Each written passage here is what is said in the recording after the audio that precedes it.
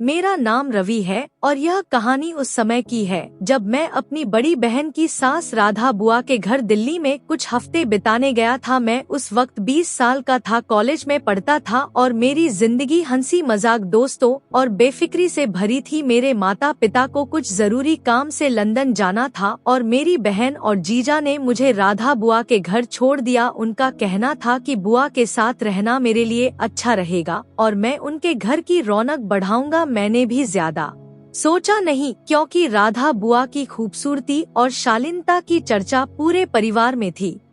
राधा बुआ की उम्र करीब 35 साल थी, लेकिन उनकी मुस्कान, उनकी चमकती आंखें और उनका चुस्त दुरुस्त अंदाज किसी को भी हैरान कर सकता था। उनकी शादी मेरे जीजा के पिता राजेश अंकल से 12 साल पहले हुई थी। वह एक बिजनेसमैन थे और अक्सर काम के सिलसिले में बाहर रहते थे। बुआ और अंकल की जोड़ी को लोग आदर्श मानते थे, लेकिन उनकी जिंदगी में एक कमी थी, उनकी कोई संतान नहीं थी। इस बात को उन्होंने अपनी नियति मान लिया था और फिर भी उनके रिश्ते में गहरा प्यार और विश्वास था।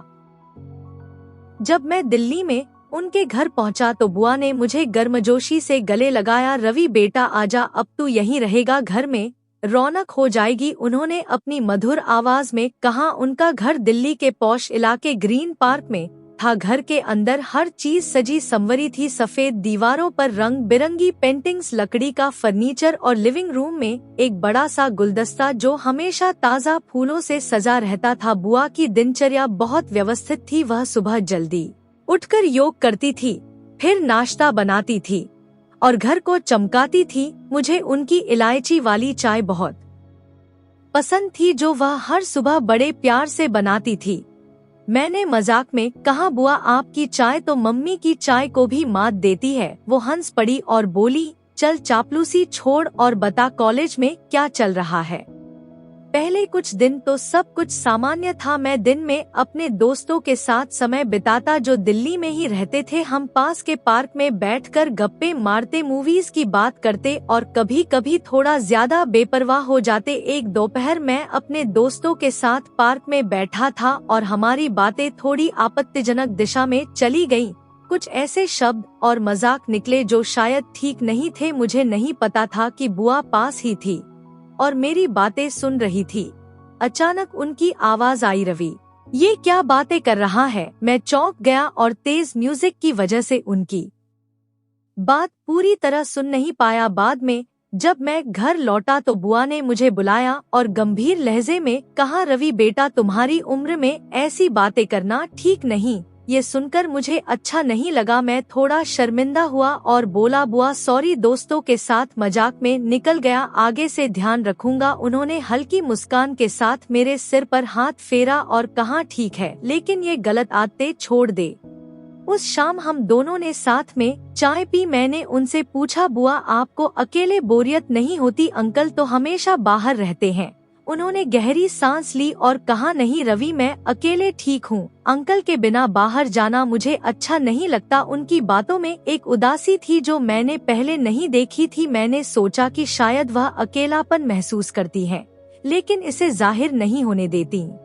एक रात अंकल ने फोन करके बताया कि उन्हें 20 दिन के लिए मुंबई जाना है। बुआ ने हल्के से सिर हिलाया और कहा, ठीक है, तुम ध्यान रखना। लेकिन उनकी आंखों में एक खालीपन था। उस रात जब मैं अपने कमरे में था तो मैंने उनके कमरे से फोन पर बात करने की आवाज सुनी, राजेश तुम्हें बहुत मिस कर रही हूँ, ये दिन कैसे कटेंगे। उनकी आवाज में दर्द था और मैं समझ गया कि वह तन्हाई से जूझ रही थी। मैंने सोचा कि मुझे उनके साथ ज्यादा समय बिताना चाहिए ताकि वह अकेला न महसूस करें। अगले दिन मैंने सुबह जल्दी उठकर उनके लिए नाश्ता बनाया, आलू के पराठे, दही और उनकी पसंदीदा इलायची वाली चाय। जब बुआ बाहर आई तो वह हैरान रह गई। रवि ये तूने बनाया? उन्होंने मुस्कुराते हुए पूछा। मैंने शरारत से कहा, हाँ बुआ, आज आप मेरे मेहमान हैं। वो हंस पड़ी और बोली, वाह तू तो कमाल का लड़का है। नाश्ते के बाद उन्होंने मेरे सिर पर प्यार से हाथ फेरा और मेरे बाल बिगाड़ दिए। मैंने नकली गुस्से में कहा, बुआ मेरा हेयर स्टाइल खराब कर दिया। वो जोर से हंसी और बोली, चल आज से हम पक्के दोस्त। मैंने मजाक में जवाब दिया, ठीक है, लेकिन आप आंटियों की तरह मेरे गाल मत खींचना। हम दोनों खूब हंसे और उस पल में मुझे लगा कि बुआ के साथ मेरा रिश्ता अब सिर्फ रिश्तेदारी का नहीं बल्कि एक गहरी दोस्ती का बन गया था। एक दिन हम मार्केट गए। बुआ ने नीली साड़ी पहनी थी और उनकी खूबसूरती देखकर मैं हैरान रह गया। लोग उन्हें घूर रहे थे और मैंने मजाक में कहा, बुआ आप तो सबका ध्यान खींच रही हैं। दिल्ली में आपके दीवाने कम नहीं होंगे। वो हंसते हुए बोली, रवि तू भी ना बस फ्लर्ट करता रहता है। मैंने हंसकर कहा, अरे मैं तो सच बोल रहा हूँ। उस दिन हमने मार्केट में खूब मस्ती की, आइसक्रीम खाई, कुछ सामान खरीदा और घर लौट आए। लेकिन मेरे मन में एक अजीब सी बेचैनी थी। बुआ की खूबसूरती, उनका हंसमुख स्वभाव और उनकी सादगी मुझे बार बार उनकी ओर खींच रही थी। मैं जानता था कि ये सोच गलत है, लेकिन मेरी उम्र और भावनाएं मुझे कंट्रोल करने में मुश्किल पैदा कर रही थी।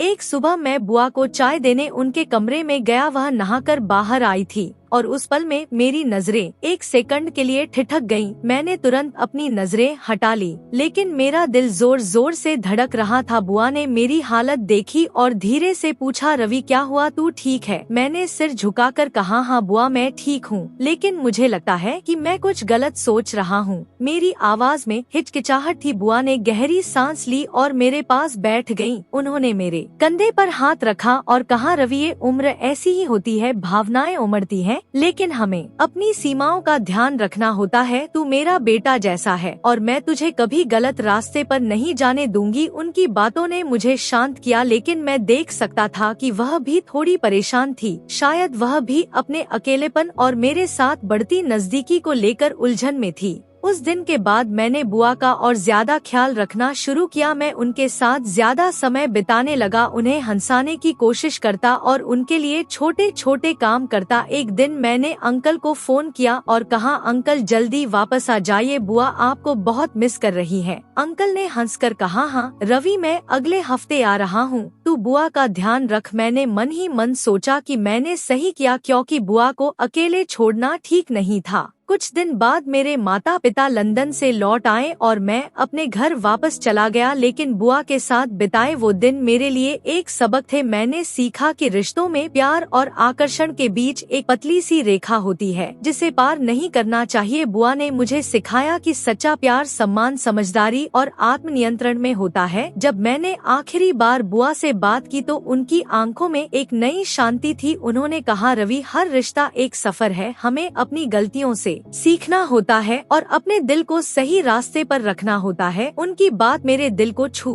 गई। मैंने अपने माता पिता से वादा किया कि मैं कभी रिश्तों की अहमियत को कम नहीं आंकूंगा। बुआ के साथ बिताए उन दिनों ने मुझे समझाया कि प्यार सिर्फ शारीरिक आकर्षण नहीं बल्कि एक दूसरे की भावनाओं को समझने और सम्मान करने की प्रक्रिया है। मैं और बुआ अब एक बेहतर रिश्ते की ओर बढ़ रहे थे, जहाँ प्यार और दोस्ती के साथ साथ एक सीमा भी थी। रिश्तों में प्यार और सम्मान सबसे जरूरी है। अकेलापन हमें गलत रास्तों पर ले जा सकता है, लेकिन समझदारी और सीमाओं का सम्मान हमें सही दिशा दिखाता है। अपने परिवार को समय दे, उनकी भावनाओं को समझें और कभी भी उन्हें अकेला न छोड़े, क्योंकि तन्हाई में शैतान इंसान को बहका सकता है।